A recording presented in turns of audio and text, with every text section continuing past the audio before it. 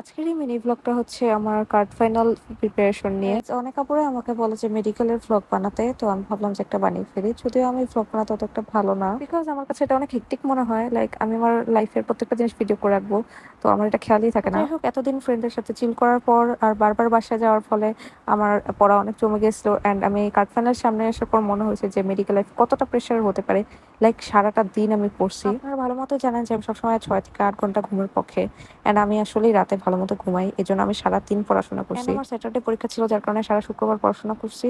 And আমি ঢাকায় যেতে পারিনি, আমার পাপা আসছিল, তো এই জন্য আমার যে কাপড়গুলো ধোয়া দরকার সেগুলো আমি পাপার সাথে পাঠিয়ে দিয়েছি। তো পাপা বেসিক্যালি এসেছিল আমাকে একটু মোটিভেশন দিতে। অ্যান্ড যেহেতু আমার মেডিকেল লাইফ নিয়ে রিসেন্টলি কিছুটা প্রেশার যাচ্ছে, অ্যাজ কার্ড ফাইনাল অ্যান্ড অনেক বেশি ভাইবা আইটেম সবকিছু দেওয়া লাগছে, তো সে আমাকে মোটিভেশন দিচ্ছিলেন যে লাইফে সম্মান পেতে হলে একটু কষ্ট করা লাগে, স্ট্রাগল করাই লাগে। আর যেহেতু আল্লাহ আমাকে মেডিকেলে চান্স পাওয়ার সুযোগ করে দিয়েছেন, সো আমার তার প্রতি গ্রেটফুল থাকা উচিত। আমাদের ফ্রেন্ড সার্কেলের একটা ফ্রেন্ডের বার্থডে ছিল, তো ওর বার্থডেটা আমরা সেলিব্রেট করছিলাম কেক কেটে। And যেহেতু আমি রিসেন্টলি হেলদি খাওয়ার চেষ্টা করছি, তো আমার মা পাপা আবার মায়া করে চকলেট কিনে এনেছিল।